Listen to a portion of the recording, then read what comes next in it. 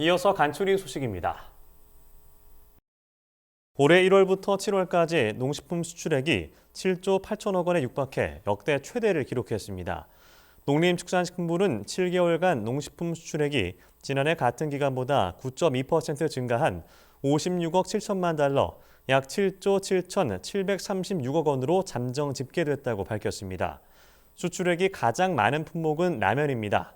지난달까지 라면 수출액은 전년 동기보다 34% 증가한 7억 달러로 최대를 경신했습니다. 과자류 수출액은 4억 2,400만 달러로 14.7% 늘었습니다. 시장별 수출액은 미국이 가장 많았고 중국, 일본 등의 순이었습니다. 고용노동부와 농식품부가 합동으로 외국인 근로자를 고용한 농업 사업장을 점검하고 폭염 속 안전보건 관리를 당부했습니다. 이정식 고용부 장관과 송미령 농식품부 장관은 최근 충북 충주시의 한 상추 농가를 방문해 폭염 대비 온열 질환 예방 상황을 점검했습니다.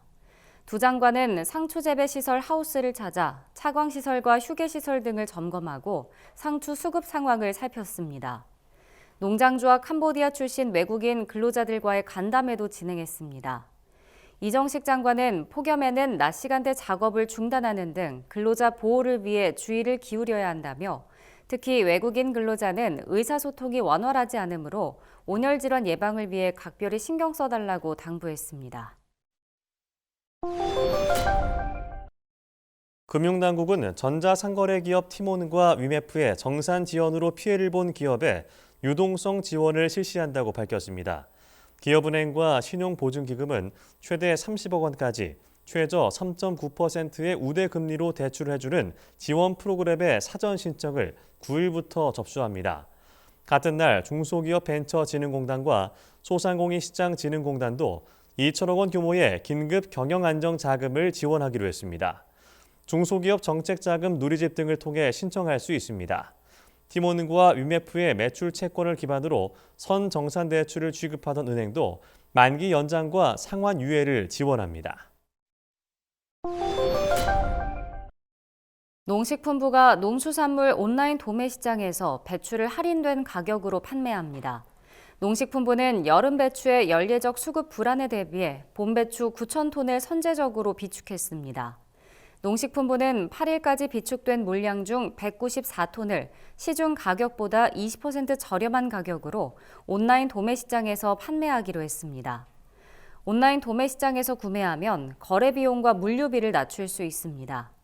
농식품부는 온라인 도매 시장을 통한 이번 배추 공급이 김치업체 제조 원가 절감에 도움을 줘 식품 물가 안정에 효과가 있을 것으로 내다봤습니다.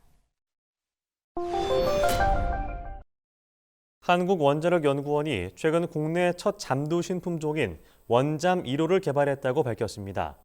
잠두는 유럽, 중동 등지에서 오래전부터 식용으로 활용되고 있었지만 국내 환경에는 적합한 품종이 없어 수입에 의존하고 있었습니다.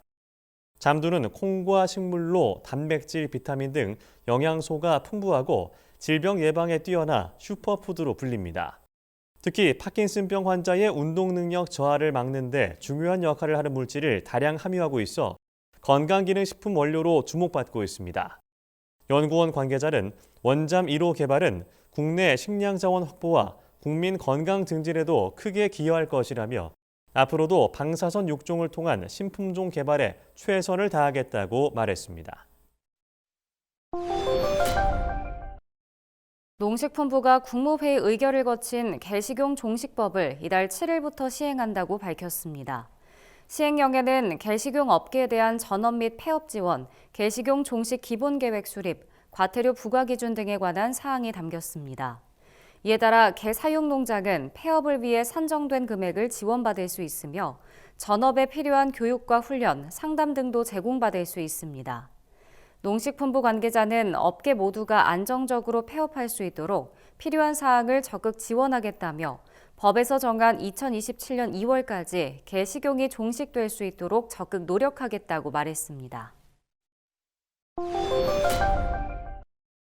충청남도가 스마트팜 교육 및 창농을 희망하는 청년을 위한 지원 사업을 실시합니다. 이 사업은 충남 지역의 청년농 유입을 확대하기 위해 스마트팜 경영 능력 등을 사전 검증에 지원하는 제도입니다. 조건에 부합하는 청년농은 도지사 명의의 인증서를 수여받고 청년 자립형 스마트팜 지원 사업 신청 자격을 부여받게 됩니다. 심사는 제출 서류를 바탕으로 영농 비전과 성장 가능성, 개인 역량 등 평가 기준에 따라 실시합니다. 신청은 27일까지며 도내 거주자의 경우 시군 농업기술센터 담당 부서로, 도외 거주자는 농업기술원이나 교육기관 등으로 신청하면 됩니다. 전라남도가 지난해 시범 사업으로 주민의 큰 호응을 받았던 섬 지역 택배 추가 배송비 지원 사업을 확대 실시한다고 밝혔습니다. 전남도는 사업 참여 연령 제한을 폐지해 모든 주민을 대상으로 확대하고 택배 한 건당 지원 한도를 삭제, 추가 부담 금액을 실비로 지원하기로 했습니다. 또 지난해보다 2배 많은 28억 원의 예산을 투입해 1인당 최대 40만 원을 지원합니다. 지원은 섬 주민이 본인 명의로 택배를 이용한 후 거주지 읍면동 사무소에서 신청서와 증빙 자료를 제출하면 본인 계좌로 직접 지원받을 수 있습니다.